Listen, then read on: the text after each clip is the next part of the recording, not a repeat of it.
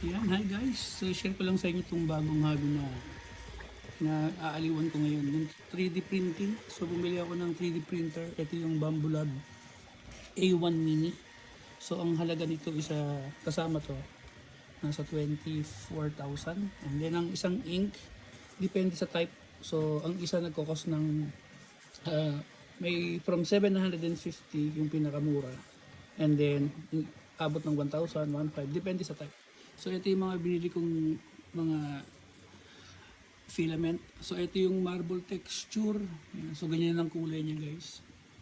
Para siyang marble talaga. Pati ito naman yung color niya, limestone. And then muted white. So ito naman yung mga PLA na tinatawag. Yan. So ito guys, ito yung box na dinownload ko. Piniprint ko na siya ngayon. Yan.